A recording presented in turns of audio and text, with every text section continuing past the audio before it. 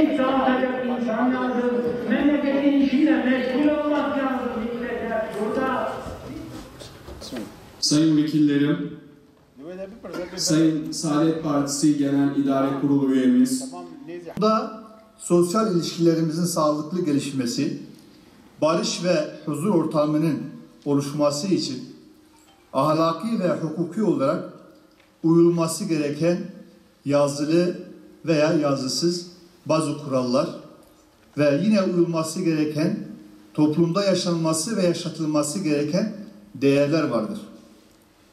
Bu değerlerin başında hak, adalet ve eşitlik gelmektedir. Bir toplumda hak, adalet ve eşitlik ne kadar hakim olursa, ne kadar yaşanırsa, ne kadar icraya konulursa o kadar huzur, barış, kardeşlik, birlik ve beraberlik kalıcı olur, daimi olur.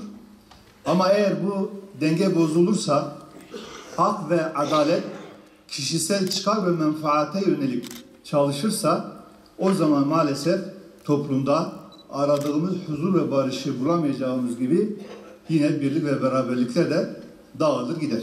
Krize, adaletsizliğe, liyakatsizliğe karşı çare var. Şahsiyetli bir dış politika, nitelikli bir eğitim, tarımda yeniden kendi kendine yetebilen bir ülke, sanayi ve teknolojide yeniden şahlanış için çare var. Konuşmalarını yapmak üzere Saadet Partisi İstanbul Milletvekilimiz Profesör Doktor Sayın Nazır Cihangir İslam Beyefendi'yi kürsüye davet ediyorum. Buyurun Sayın Vekil.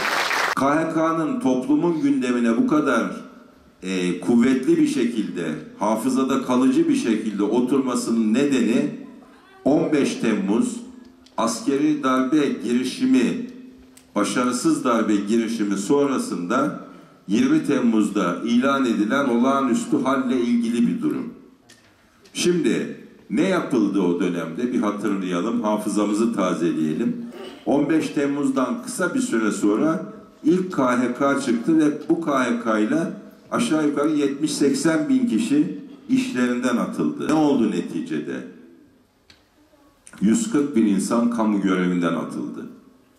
Doktor, akademisyen, hemşire, öğretmen, polis, işte maliyeci, adli memur, aklınıza ne geliyorsa, imam, din görevlisi, aklınıza ne geliyorsa.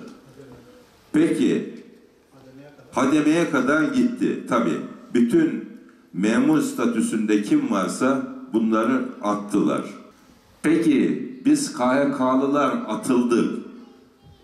Nereye itiraz edecektik?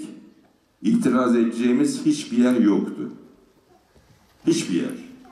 Yani yargıya gitme hakkımız yoktu.